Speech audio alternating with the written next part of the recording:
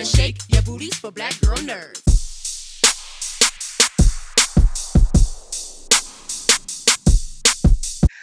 Rebecca, I adore you. Along with like the Toni Collettes and the Christina Ricci's, whenever I see you're going to be in something, I know it's going to be a little dark, a little weird, and I'm like, and I know I'm going to love it. And I Okay, love the good. You're show. my girl as well. Yeah, I right. like you. So tell me about, I know you're an executive producer on the series. Tell me about how you got involved and what kind of drew you to it. Um, I loved the story. I liked the arc. I read the first six episode, I think, and Mm, I was pulled through it. I liked the journey, but I think I always look at the character and I look at what is it with her that I haven't done before? What is it with her? I can see her come to life, how she moves, how she speaks, her mannerisms. What is she hiding? I always find really interesting, and this one has a lot. Um, and then basically, Graham Yost, the showrunner, was just so kind and wonderful. And then all of a sudden, he was like, "By the way, it's David Oyelowo." I was like, "Hmm." And Rashida, I was like, "Okay." And who else? And then he started telling me, and I thought, I can see this come together. This is interesting let's and go. quirky. And then he was like, "How about Common?" And I was like, "Where do I sign?" Right. Well, I of course I binged the entire series, and then as soon as I was done, I went and downloaded each book on Audible, and so I've been like, well, I'm into it. I'm Really? in on it. I love it. So I want to talk Oh, about as an executive producer, I realized that there were some changes that were made from the books to screen. yeah. Were there any changes that you were instrumental in, specifically that you were like, okay, this would adapt better for the screen so that we get the same feel as that was in the book? Um, to be honest, when it came to the narrative of the book versus the script, no. Mhm. That was the collaboration of Hugh giving basically the rights and shaping. And, it's hard to let go of your creation and kind of go run free because a TV show narrative is not the same as a book, right? And then Graham Yost, who's done such incredible things, and his writers present a narrative of the show. And I read that and I thought, yeah, this makes sense. There were small things, and I kind of want to think of small things that she did, or I brought in, or a description of her, or the way that she walked, how she held something. Mhm. Yeah, but that's nothing I needed to bring as a producer. That's my job as an actress, Right. to the world. And as a producer, I think Graham was so open to me being a part of communicating needs that I felt to make characters better or more interesting or questioning things. And sometimes he would go, "Nope, I'm not sure." And sometimes he would go, "That's great." And that was a new world for me. Well, one thing I love about Jules is that so the rebellion, happened 100 plus years ago. So Yeah. really, all of them are so far removed that they don't have a sense of what happened, especially with the history being erased. But during that 100 years, you have the silo and survival mode. And then we have Jules, who's kind of been in the basement keeping things running. She doesn't have time to be curious until something happens where she has to make time. Yeah. What do you think is within Jules' character that she needs to find out what happened, that she needs to get answers? Hmm. It's so good. I was like, we should record that and send it to other people. Well done. Yeah, but it was. I think I think her curiosity, and I don't know if you agree. I mean, let's wing this, you and me. I think her curiosity or her reaction comes from if you've suppressed a lot of grief and sadness and loss. What I tried to get to, I worked on trauma. So I did a lot of research on trauma for the character and work trauma, but actual physical pain of grief trauma, where it ends up in your shoulders and your body, having these things up, right, when you run forward. And then realizing that something happens that is unjust and unfair, it all comes from anger. It Mhm. emerges from people feeling suppressed and pushed down and not seen and not treated equal, comes with rage, and it comes with anger, and probably from her point of view comes from fear, the fear of not being understood, or the fear of not understanding, or the fear of being lost and left, and confusion, and what the fuck is this world that I'm living in kind of thing. But just one unraveling truth started this sort of domino effect of realizing that the world that she's in is not the world that she thought. And she's been hiding, like you said so well. She's been down deep, just kind of fixing the tactile machinery that's so much easier to fix than any human emotion, right? So for me, it's rage and the need to change something or get the truth from something, and then gradually that unfolds into fear and the need of the greater good of the people.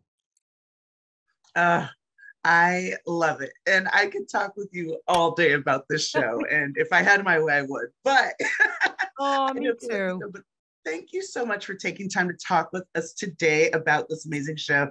I can't wait for more people to see it. You are splendid in it, and it's so much fun. So let's do this again. Yes. Bye. This show has me in a chokehold. I love it. I binged all the episodes. I downloaded the audiobooks. I was like, I need to know what's going on. And especially with the character of Sims. So tell me, how did you become aware of the series? And then how did you become involved in the production?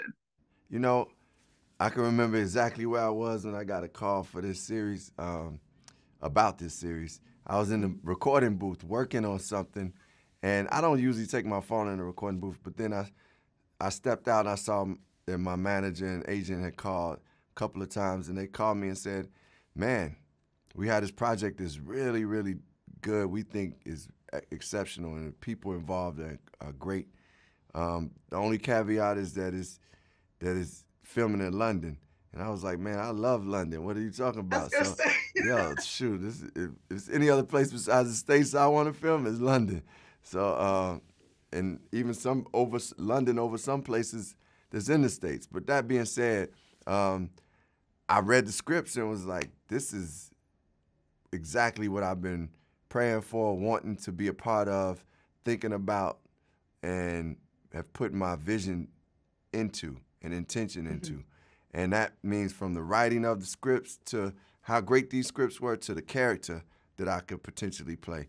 So once I got into meeting Graham Yost, who was our showrunner, and Morton Tilden, executive producer and director, it was like they said that they were thinking about me, and they think it might be a great fit. And I was able to get this role, and man, it took off from there. I was just started working at, like, how can I make this person be more than just a heavy?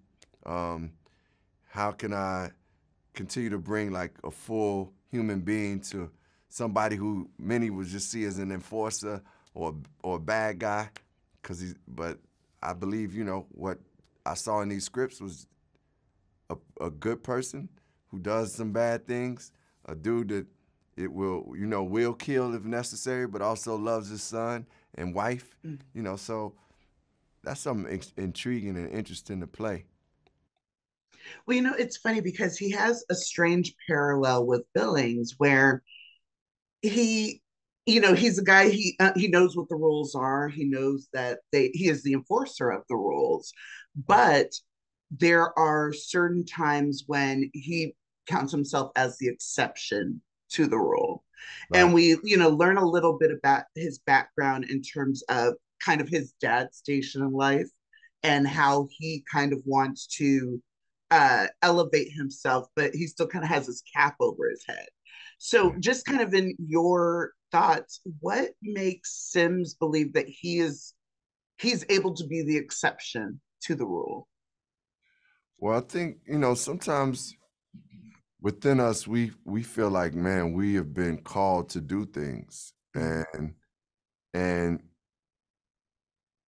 because Sims believes his duty is to serve the people and protect the people of the silo and to do that work, he is okay with being the exception because he believes that he is the person to help lead the silo to its safety and what's needed. Even sometimes more than Bernard, he believes that he is. And And that's what leads him to say, listen, I will make these, choices and make these decisions because I think it's the best thing for the greater cause, for the greater whole. And his father planted those seeds in him from the beginning when he first introduced him to this world of being a shadow and what is behind the janitor's door and like all that world that exists. I love that you said that the idea of him wanting to protect the people of the silo, because in his own way, that's what it is. And so at a micro level, we see him wreaking all this havoc, but at a macro level, he's like, I'm doing this so that we can survive. How do you think that kind of secrecy will play? I guess holding on to that stress is going to play out through the season. Well, I mean, I think holding on to that stress it can weigh you down, like especially when, sometimes you move forward and you get pushed back. You move forward, you get pushed back, you get pushed down and you get up. I mean, but Sims is the type of person that's going to stay determined and do what he has to do till the end because he knows it's bigger than him. It's also for like a better day for the people of the silo and his family. So throughout the season, I think you get to see those experiences and some of those choices. And whether you I like them or don't like them, I think you see where it's coming from. And I love that you said that too. I couldn't stand. I was like, why is he so mean? And then I was like, okay, I see what we're doing. I see where we're coming from here. And by the end, I was just like, take it, Sam's. So I loved it. It was I love so that. Good. Thank you so much for taking time to talk with us today. And congratulations on the series. It is truly phenomenal. Oh, thank you so much. Blessings to you, all right? You too. Thank you.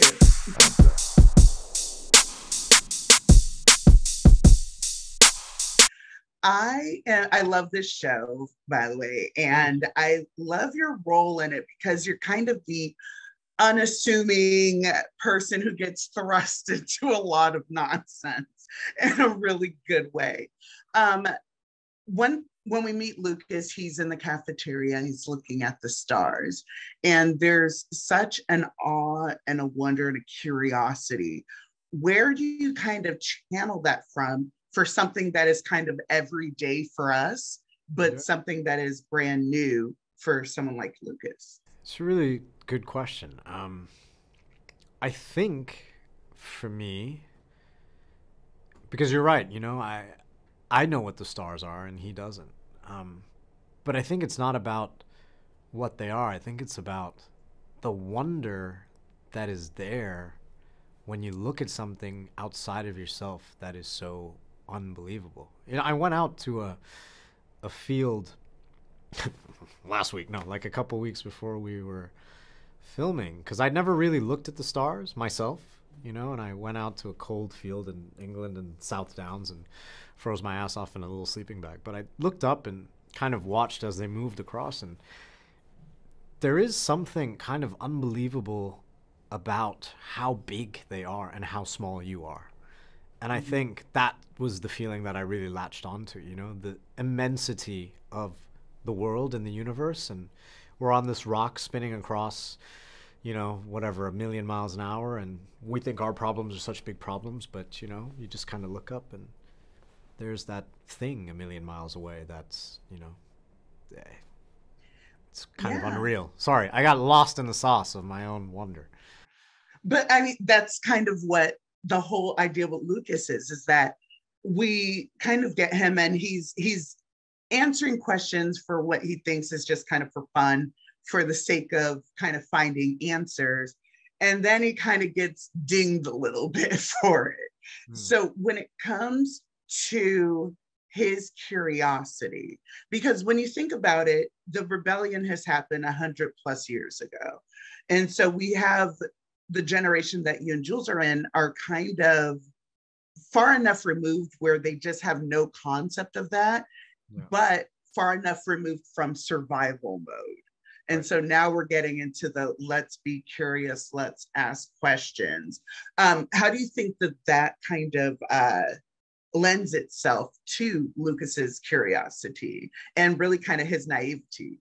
Yeah, I would sort of question whether or not, even if Lucas was in survival mode, I think it's such an intrinsic part of his character to question and to wonder about how else things could be, that I think even if he had been born into the rebellion, or even if, you know, the wonderful thing about the silo, if there is a wonderful thing, is that, you know, there isn't really any poverty or homelessness, or everyone has got food, everyone has got a job and a function and a purpose. So, you know, ironically, that doesn't, that creates a good breeding ground for people to start questioning why they are, which is not a good thing for somebody that's trying to control a population. But I think Right. Lucas, as an individual, he was always going to be one of those people that are born into mankind in any circumstance, who think, you know, yeah, we're in the middle of a war, but what if we could do this? So Yeah. Tell me about the process of kind of working with Rebecca to kind of create that dynamic. Because at first, you know, it's like, oh, it's very friendly, it's kind of mentor-mentee, but then there's, you know, is it flirting, but is it manipulation, and yeah, that push and pull between you two? yeah, it's a great question too. You know, first of all, I think Rebecca as a person is so, she's so open and vulnerable, and really sort of is able to kind of, she's such a force, you know, she's able to look at you and sort of start to understand what makes you tick and what's on the inside. And I think I really love that about her, and I really love that about people. And so we were able to sort of connect actor to actor immediately. And then when we sort of played together in these scenes, you know, she's such a brilliant actress, that nothing was ever set in stone, and everything was always about discovery and finding truth. And so I think the two of us sort of, it's like a dance, you know, you kind of try to feel what the other is giving, and whether or not that works for the way Lucas feels. And you know, as actors, we were sort of doing similar to what they were doing in the scene. They're trying to feel each other out Right. and understand, you know, where they sit in relation to each other. um so yeah, and thank you for saying that, you know, we were able to tease those things out, because I think that is what was important for us, was to not sort of have it be so simple. Mhm. Well, I absolutely love it. I am obsessed with this show. I can't wait for people to see it. I was rooting for your character the whole way through, and I won't give any spoilers, but I was like, all right, my boy Luke. Oh, So, thanks. Oh, thank thank you. you. Yeah, thank you so much, Ali, for taking time to talk with us today, and congratulations on the show. No problem. Thank you. Harry, this show like has me in a chokehold. I absolutely love it. It is fantastic. And Walker represents such an interesting dynamic when it comes to how each generation is kind of dealing with the silo. One thing we learn about her, she's kind of agoraphobic. And I find that so interesting that she's agoraphobic within this very claustrophobic kind of silo that is very insulated, insular. What is she afraid of, do you think? That is the billion-dollar question for me, and I had to kind of figure that out as I went along in a way. It sounds a little weird, but I think she's afraid of herself. I think that she thinks that somewhere in her, she thinks, I could be a firebrand, I could be a bomb, I could be a hand grenade, I could, you know, I've got something inside me that could be destructive, of this peace and equilibrium, because somewhere in her, I think she doesn't believe in it all. But she can't quite focus on what it is. So on a sort of very large level, I think she's tied herself away because she has, she has had a conspiratorial relationship, where she has done something against the rules and knows that she knows something that she's not supposed to know. And I think it's almost like, you know, if you had a secret during the war or something, and you were frightened that in your sleep you might blurt it out, then you would want to sleep alone. Mhm. And do you see what I mean? So I think she's sort of taken herself off from the world because she's scared of what she might let out. And that was something that I invented for myself somehow to get me through, you know, this, because it's a pretty odd situation, as you say, to be agoraphobic in a place where you can never really get out into the agora because Right. it's all just sort of, you know, it's all concrete. But still, it just seemed to make some kind of psychological sense to me. And it creeps up on you. You don't go in there saying, I'm going to be an agoraphobic now. You think, I just don't want to, I'm going to shut my door. And then somehow you can never open it. And that's the Right. way it creeps up on you. Well, you know, I love that. And especially it kind of segues into the next question about her relationship with Jules, because it's not quite mother figure. I say it has more auntie energy, where it's like, I'm going to let you do your thing. I'm going to try to do what I can behind the scenes to make sure that you're safe, but I'm going to let you kind of be that firebrand, maybe, or be that firecracker. What do you think it is that Walker sees in Jules that she kind of wants to take on that mantle of seeing what she does next? Sure. Well, I mean, that's exactly right. I think that when she first meets Juliet when she's 13 and has just lost her mother, and there's an indication that that Walker knew her mother, because when she sort of stands up to her and is quite feisty, she says, "Oh, you're your mother's daughter, all right." You know, so she recognizes, she knows this kid's got something in her. It takes a lot to run away from your parent and come to the down deep when you were born up higher. You know, so she's suspicious of her because she thinks she might be flaky and she might just not last the course. But so she's got her eye on her, but I think she sees sort of herself as she wanted to evolve as time goes on, and so she's quite protective of those things she gets up to. But she's also furious with her if she gets too reckless or tempts fate, or and she's threatened by the fact she gets to be sheriff because she doesn't 100% trust that she's not going to sell out. So, you know, she's wary, and you're right, it is more aunt than mother. And I think that's, or godmother maybe, or something, because I think Juliet confides in her because she knows she's not her mother. Do you know what I mean? Right. And so she gets to spill more than, you know, perhaps we do to our parents. Well, I absolutely love the relationship. I binged the entire series, so I'm like, woo, there's so much going on. I'm so excited for more people to see it. Thank you so much, Harriet, for taking time to talk to us today. Thank you. I got thrown into the series as well, which I absolutely love. I binged it all completely. I am ready for more. That's awesome. So, okay, Paul Billings. Mm-hmm. One thing that I love about him is he grew up kind of as a keeper of the rules, but he kind of has this secret about him that goes against the rules in terms of willfully kind of hiding information. Mm-hmm. Do you feel that Paul thinks that he's an exception to the rule? What is it that, how does Paul kind of ride that line between being very, very devout, but also realizing that, you know, he's also at a disadvantage? Yeah, I think that's a really, really good question.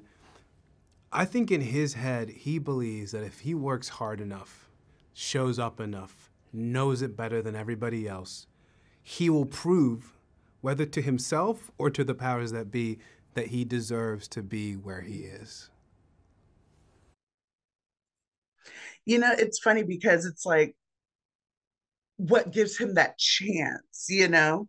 And we see him because he's a little bit far, he's far enough removed from the past But of course, he has no working knowledge of the rebellion, just kind of what others have told him. Mhm. So, when kind of putting together that character, how you were going to approach it, did you see kind of any parallels between Silo society and kind of what we're dealing as a country today? Yeah, well, I think there's so many parallels. Mhm. One that really struck me is that the characters in Silo seem to be a little lost and a little untethered because they do not have their history, that the removal of their history is a tactic being used to keep them subservient. So simply the power of knowing what came before you seems Mhm. very clear to me.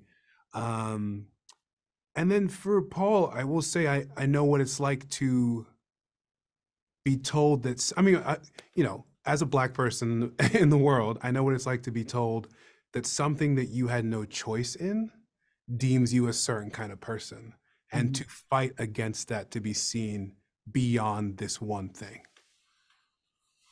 It really is such a complicated thing that's put into a man who seems to kind of see everything as black and white.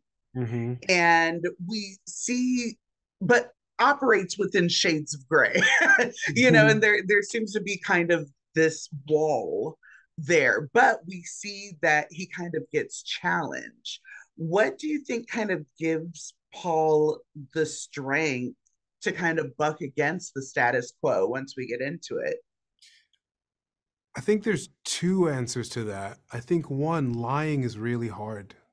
Mm, I think lying and continuing a lie for years is really hard. So I think there's a part of him that wants to approach freedom and the truth.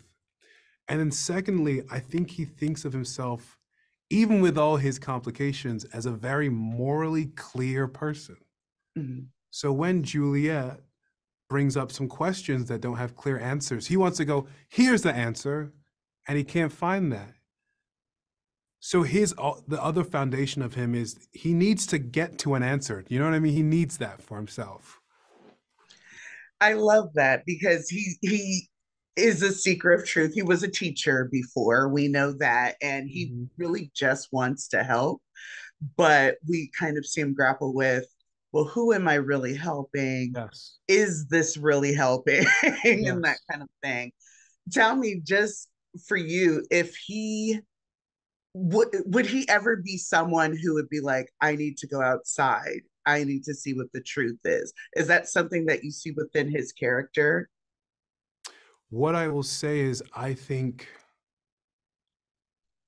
he struggles with disorder. Mm, I think there are scarier parts of him that he doesn't like to wrestle with. So he likes things really organized because then he can control himself and how he approaches life. So I think there are versions where he would be like, it's too much, I have to get outside. I don't like right. who I'm becoming. I don't like how I'm living. Yeah, I think he's really, that's I am so excited. I that's awesome. to watch. I was a big Lost head. I'm a big Severance head. And I'm like, I need my fix. I need my crazy mystery fix. And this is 100% it. Thank you so much for taking time to talk with us today. Thank and you. Congratulations. Thank you. Have a good rest of your day. You too. Take care.